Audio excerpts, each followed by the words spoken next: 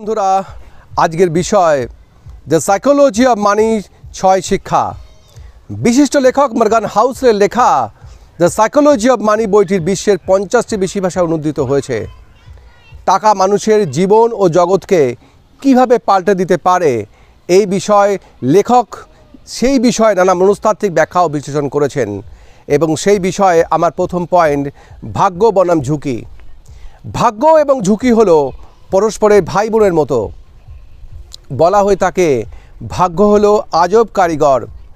কাজের সঙ্গে ভাগ্য বিশ্বাস করতে হবে। আর্থিক উন্নতির জন্য দক্ষতা ও কঠোর পরিশ্রম জরুরি। এই জন্য ঝুঁকি নিয়ে দক্ষতার সঙ্গে কঠোর পরিশ্রম করতেই হবে। এর সঙ্গে ভাগ্য যে বড় ভূমিকা রাখে সে ব্যাপারে বিশ্বাস রাখতে হবে। আমাদের সব কাজের ফল আসবে এমন কোনো নিশ্চয়তা নেই। সফল হলে আমরা আমাদের দক্ষতাকে কৃতিত্বকে দায়ী করি।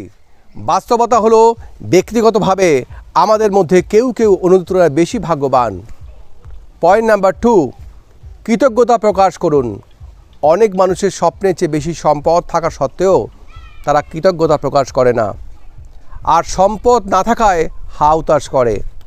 আমরা যদি পর্যাপ্ত সম্পদ থাকা সত্ত্বেও আরও চাই করতে থাকি, তাহলে আমাদের কখনো যথেষ্ট সম্পদ হবে না।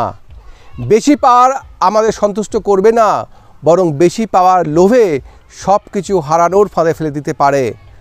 আপনার যা আছে বা যা আপনার নেই তার জন্য নিরর্থক ঝুঁকি নেওয়ার কোনো কারণ নেই। পয়েন্ট নাম্বার 3, মনে থাকলে আমাদের বিভিন্ন ক্ষেত্রে সিদ্ধান্ত নিতে সহজ হবে। কথায় আছে লোভে পাপ, পাপে মৃত্যু।